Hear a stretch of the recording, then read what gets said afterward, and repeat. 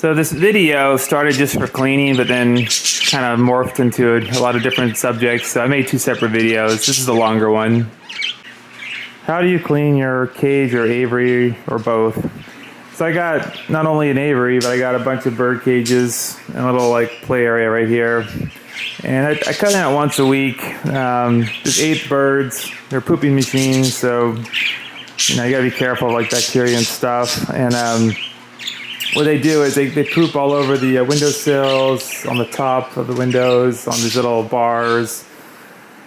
And let's see, on the floor, of course. I use some little papers. I'll show you when I probably should have started this video like before and after, but I just forgot, and I just want to get one out there. I could do another one later. So what you do is you remove everything from inside there. So here's like the sheets.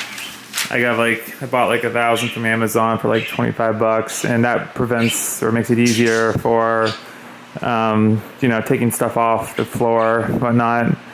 So Tovita is my friend / clean helper, and we do this together because I'm so burned out working all the time that I can't do this on my own anymore. And basically what we do is we pull out everything. So the hardest part is getting these little guys out because ideally you catch them while they're napping, so they're already in the cage. But in this case, there was 4 in the cage. So I got 4 of them out, and then I got 2 others out, and I opened the cage here so the 2 could go in, and of course 2 flew out really quickly because they're so in tune and like escaping. I ended up just saying forget it. So 2 of them flew out and went on the cage, and then the other 2 were inside with her for about 25 minutes. And eventually I opened the door. So you watch this. If I open the cage, let's see if I can. She's so smart. Come in. Am I going? Look how smart she is. Yeah. She definitely wanted to go in. So the other ones, if I left the door open, they might go in, but the other ones might fly out. So I don't mind. So what I do, so this is like, see, if I lived alone, I have renters in my house, like I would totally like just lock off the front, these 2 doors. I actually put those little like things you can see, like you can make sure the door doesn't open on the inside so no one can accidentally. The only problem is you have renters, you don't know when they're coming in. So you end up, the doors they'll break the locks right off if you leave them without like a sign or something. But eventually I'll live alone, and then this will be my bird room. So what I'll do is I'll be in the aviary, but when I'm down here working on my computer, I can just open up the aviary. Gary built it so you can take the middle section out, and that allows you to, they can fly in and out. Right now, they haven't done it enough to be used to it, so I don't really do it that much, but I'll have more time later this month and then following. So this is a good place to fly because they used to go do laps around this little vent in back, and I noticed back then they were trimmer. They could fly farther and faster than now, because right now they're just flying like 8 to 10 feet. And so it's ideal to have them like get full velocity, and they need probably like 30 feet to do that. So what we're doing right now, she's ending up to do the outside. She did the floor, and then I'll put the new cage. So I got 2 of the same cages. This is a new one, and then the older one, or the one that needs cleaning, is right here. So you put the new one back in, open the door, they'll fly in like within a minute. There's something about that little aviary that they really enjoy and trust. So it's not hard at all to get them back in. The hard part is getting them out, and I don't want them to be inside when she's cleaning, because what happens is you end up like, she's like spraying like vinegar and soap. You don't want that near the birds, and the vacuum and stuff. It'll end up, it gets it's in their sinuses, and they can start sneezing and stuff. Yeah, you can tell like they're looking for something. They probably want food or security. They're probably concerned, like they don't know what's going on. They're scared of the ladder or whatever. You can tell their moods once you've been around them for a while. There's one more though. No, she's in there. Never mind. So yeah, there's 8 total. So now she looks like she's done with the aviary part. What she'll do is she'll vacuum, and then I'll put the new cage, so the clean cage, back in, get them all in there. Then we'll take all these outside. I'll show you what we do outside with the hose. And then you can do them inside too. I've seen other people do that. But if you have a house with a hose, I mean, it's so much easier. So, all right, we'll take a break, and we'll see. I'll show you trying to get them to fly inside. Okay, so the area inside is clean. I didn't bring the paper down yet. I'll do that after I take this quick video because I want to get some of the other cages outside. So these guys are ready to go inside. So what I'm going to do is show you how easy it is to get them inside but not outside. So that, like, just opening the door. So now these guys sometimes are a little more tricky, especially LaBelle, but let's see what she's thinking today. She won't come to my finger. Kiwi will. Let's see, watch this. Good bird. Come on, Kiwi. Look up. Yeah, so Kiwi, and I see now LaBelle just followed immediately. And then Mia doesn't come to my finger, so yeah, there she goes. Okay, so now that's, let's see, I think 1, 2, yeah, so hey Jasmine, you want to go over? You want to go? There you go. Good bird. Oh, they missed it. They don't slam into the cage, luckily, but there you go. 1, 2. Okay, that's 1, 2, 8. Ah, perfect. It took like less than 30 seconds, but to go the other way, no way. So anyways, now I can close it. And I use this little latch here because when I opened up the doors to the house, I'm taking zero risk, and it's solid. So now we can take out all these things and clean them outside, and I'll take a video of that. So now we're gonna go through and dump the stuff. Now, one thing I do is I look through the things just to check out the poops to see if like there's any unhealthy poops. The only one that's gonna be a little watery is probably Jasmine because she's got the fatty liver disease, but otherwise you can tell no problems. I also look for feathers. They're not molting right now, so I don't see any big feathers. I always keep their big feathers. So actually, can you hold this up? All right. And then this one again, look through it. There's not gonna be as much. This is all like the shredded bird kebab thing, so no big deal there. Okay, here's the big cage. This is where they sleep at night. This one usually has a lot of the crap at the bottom because I put the salad and broccoli at the top, and inevitably it always kind of falls to the bottom. So this one, same thing, kind of pull it out. Oh, crap. Well, so much for using one hand. So this is not supposed to have dropped here. But yeah, I'll have to sweep it up. Anyways, so, oh, there you go. I see a feather. So we go back over here. All right, so now, yeah, you look through, poops look all right. You got the watery one, that's probably Jasmine. And I see a cool little flight feather, which I will keep. That's a yellow one, so it's probably Sunny or Kiwi. So the first thing we do is we give it a spray down because it'll loosen up all the poops and whatever else is stuck to the cages and stuff. I don't know if you can see those. There's a lot of crows out today. I'm not sure why. There was a hawk. Oh, there they are. Yeah, oh, there he is. Okay, yeah, you can see a hawk. Oh, that's beautiful. In the middle, it's a little different color, different shape than the crows, and they're pests, but they can't, it looks like they're not even like, they were chasing him a second ago, but they're not touching him on the branch. Huh, how interesting. Yeah, because those crows are like crazy, like smart. Like they can organize. They're like the highest intelligent bird. So, huh. I wonder if they're gonna go after the hawk. Oh, what a gorgeous bird. That must be like a little disturbing if you're a bird and you got like a murder of crows, which are like extremely aggressive. Yeah, there they are. Now they went after the hawk.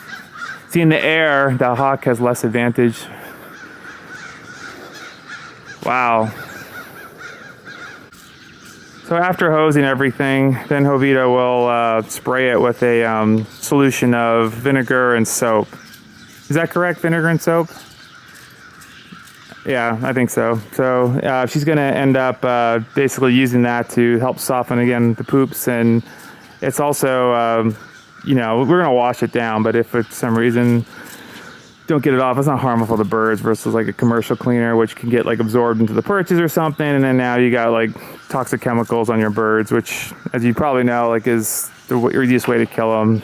Some kind of strong chemical. They just don't have the capability to absorb that like a human does.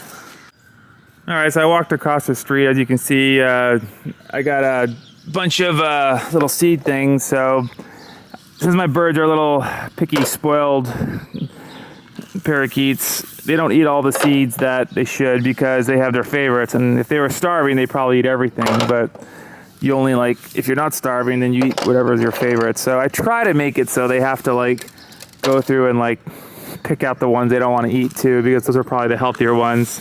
It's like humans, So I also like when I go through, I like to look to see which ones are eating and not. The colorful ones, they don't seem to eat, like the little chunks there.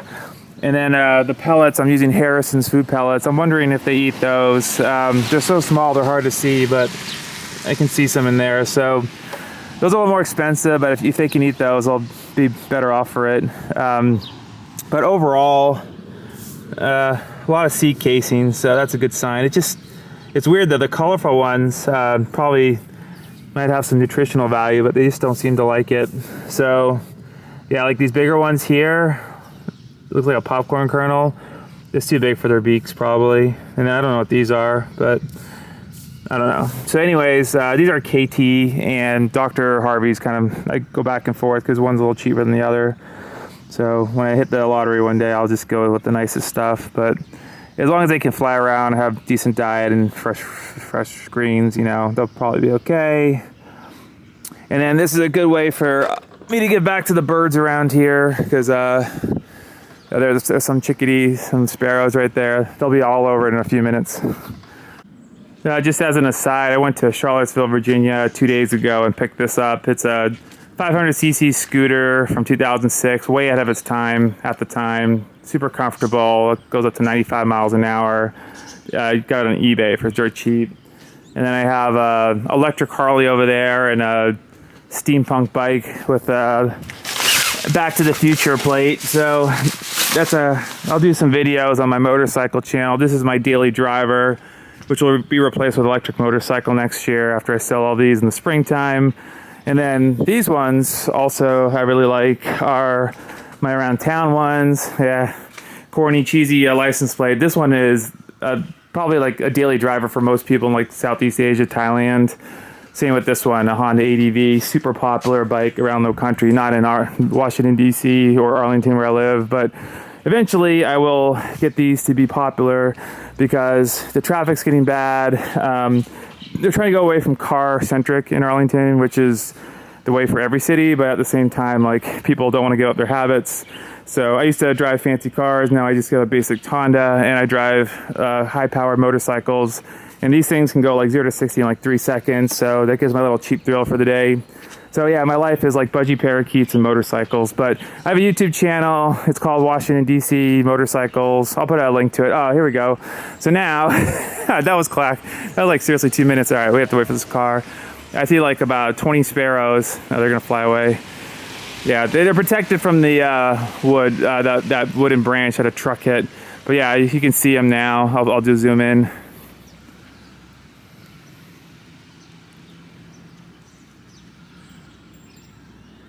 Yeah, they're super happy because like they usually don't get like this type of food. They get whatever's in the wild. So soon the crows will see them, and then the squirrel will come over.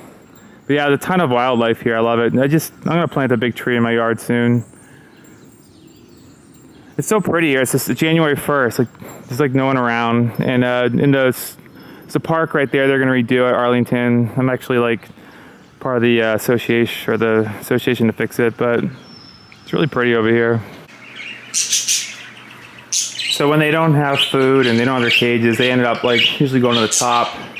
Like Jasmine's sleepy, and so is Mia. The brothers, Kiwi and Sunny, are hanging out. And then I think looks like LaBelle is asleep up there. But yeah, when I bring the white cage in, they'll be in that cage because they know it's food. And those are the papers I use. I didn't really put them down well, but you can get them like, I think those are like 2 foot by 3 foot on Amazon. And without them, it took longer to clean the floor. Now I just put them around the cages. That's where most of the poops are. I think so. It saves about, I don't know, 10, 15 minutes. Here's my floor. I probably should cover this floor with like a vinyl or something, but I'm going to keep this house till I'm 125. I'm like mid 40s now, so I can do whatever I want with it. It doesn't matter.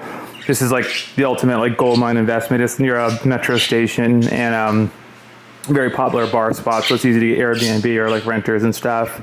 But yeah, most homeowners want to do this to their house, but I got to a point where I don't care. The birds are worth more. The thing is, when I take them to a room, I have one in mine upstairs. It's got a rug, but I think I should take out the rug and put like vinyl on, or maybe there's some other material that I have to find that could make it like better for removing poops and stuff. as for cleaning technique, it's really not that hard. Just get a sponge with the rough side on the back of it. And when you basically do the perches here, I recommend like putting your hand under. I can't do it with my camera, but you put your hand under while you're doing it so you don't put too much pressure on the ends, and you end up with like this where you have to get washers and screws to hold it on. But I mean, basically with the hose and the rough sponge, it doesn't take that long. Here we go. So these are about 80 cents. One side's like a Brillo pad, and then the other is like just a normal sponge. But yeah, I mean, you probably don't have to go to the great extent we're doing to clean it, but whatever. I mean, these cages, if you take care of them, like they'll last, you know, a while. They're the way the paint is, it's like made to resist water, but not rust. So if you scratch it and stuff, it can rust. And then also like in like the things like the coconuts, you know, they don't poop in them, but I'm sure they clean themselves. So they probably got feathers and stuff. Overall though, goal is to try to like make sure there's no bacteria or anything. But yeah, they look like they're brand new after about every week. Okay, here we go. So this thing, I don't know how it became rusty. Same with the bottom there. But yeah, you don't want that. Now they can't get to that, so it doesn't matter. But just so you know. All right, she's finished. What I do after she's done, I'll just spray it one more time just in case there's any like vinegar or soap left over. It's kind of like my final rinse check, whatever. But as you can see, like everything looks like it's brand new. No poo. She's like really meticulous. Like I wouldn't even do it that much, but I mean, she's I don't know. It's better the way she does it. But my theory is it's gonna get messed up in like an hour anyways. But at the same time, like the better you can do it, then over time it will make the cage last longer. But and then usually it's like Christmas or no, it's New Year's today. It's December 1st, January 1st, 2022. You can see like this never died. This is DC, so this should have died like in November or December. But not only did this not die, like you got sprouts from this past week. It's so warm. Right now it's like 60 degrees. It's ridiculous. So that's climate change. But anyway, so these will dry in about an hour or less, whatever. But in the winter it's usually tricky because they don't dry fast. In the summer they'll dry within like 10 minutes. All right. So you can see Sunny and Rajiv, they're hanging out here. They want food. I'll do a video in a second, but yeah, these guys they're gonna probably come around here in a second, and we have a little game. So I feel bad, like they don't have food right now, but at the same time, like animals and humans do better if they starve periodically. So I starve myself a lot, and it actually you can age better, but they're adorable. Actually, let me go grab some millet. One sec. All right, got some millet out. You can see Kiwi's already got his radar on, and what I'm gonna do is open the door. Let's see. Oh yeah, you can see Sunny looking. It's gonna hold it out here. Whoa, we got two already. That was fast. Oh, yeah, Sunny's watching. He'll be down in a second.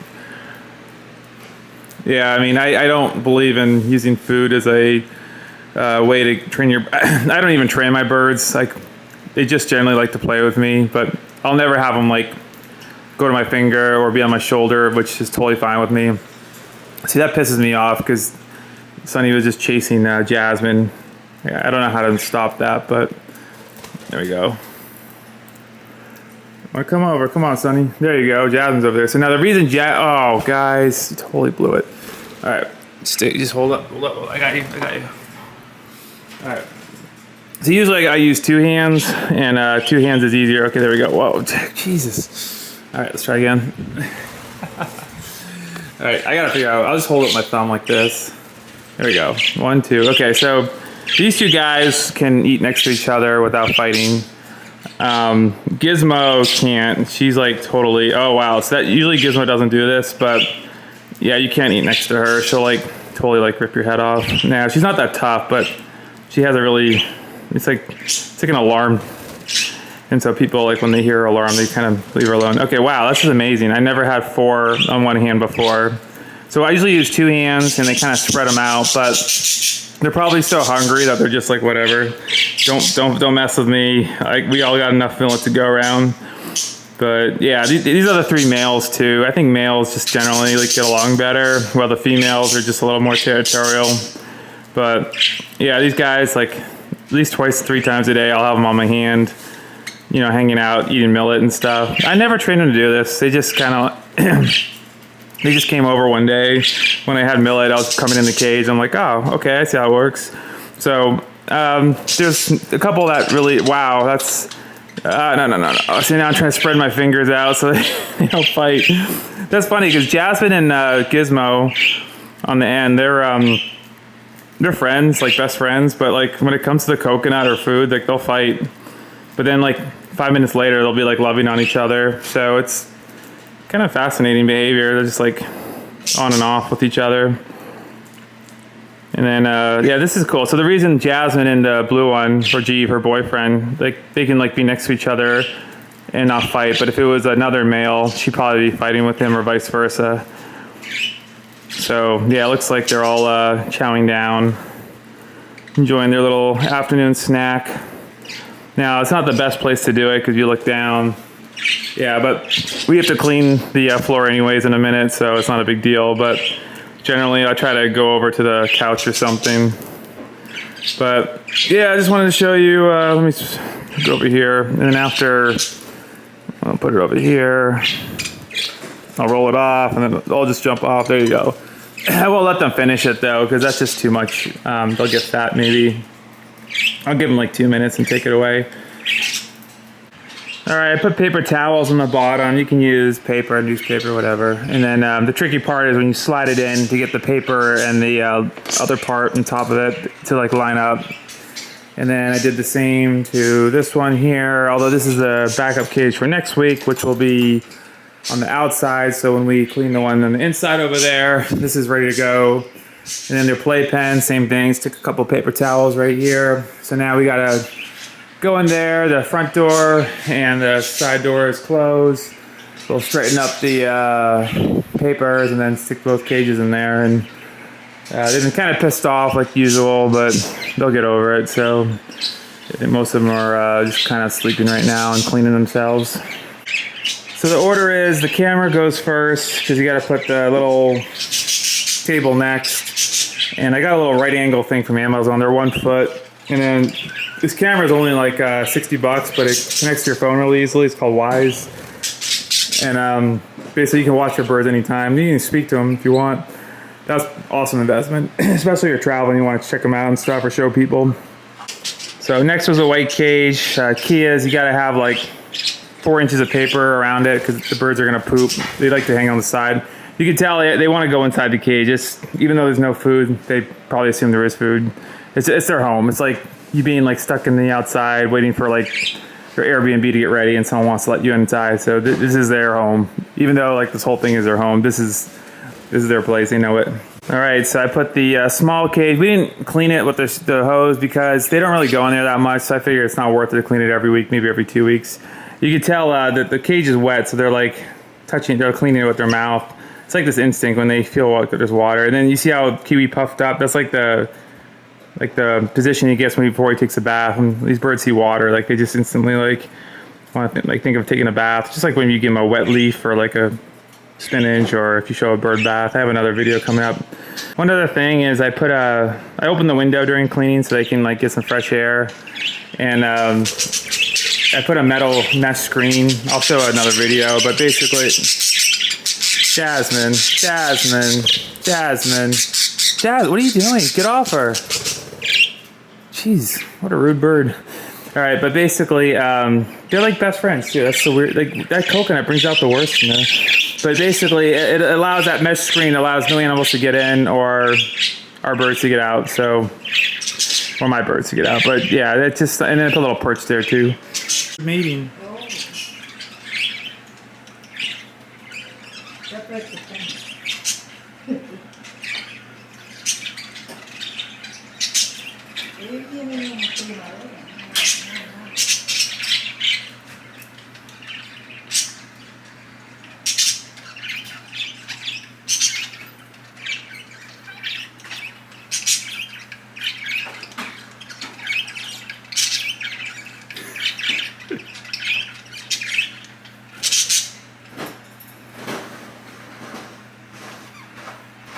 Rajiv, you are the Italian stallion.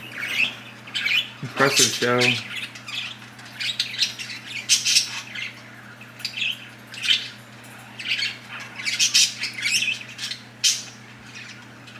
Vita finished, and the place looks great. I haven't put their food in yet. I'll do that right now. You just saw Rajiv and Jasmine having sexy time, and I don't want eggs or babies now, but I mean, I really can't. I don't know. If you have any comments on how I can prevent that from happening, you'd let me know. But I will say, like, Rajiv used to fall off trying to do that, and now he's just like a pro. So I guess I've been practicing a lot while I'm not watching. But the thing is, I don't think she's having eggs. I wonder if because of her fatty liver disease, it prevents her from having eggs or something. But I mean, with the amount of times they mated, she should be probably popping out eggs like left and right. Let me grab some food and I'll show you what happens. So I threw some seeds down.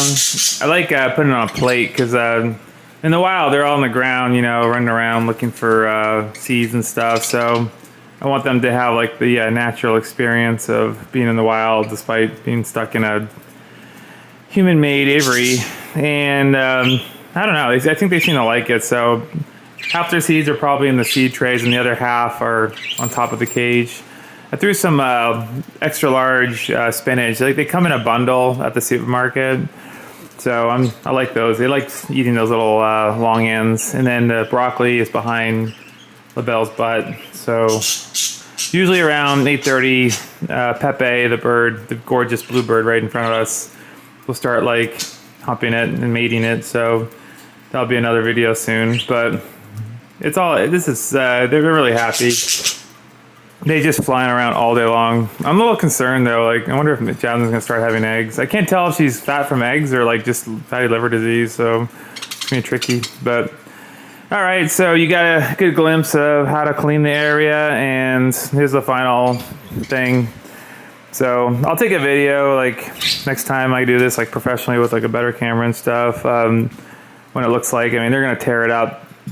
So it looks nice right now, but give them a couple days and there'll be seed casings and poop everywhere. But you know the deal. You don't buy them because you're concerned about cleaning. You guys want to say bye for the internet? People around the world watching you. You have no idea. All right, have a happy new year.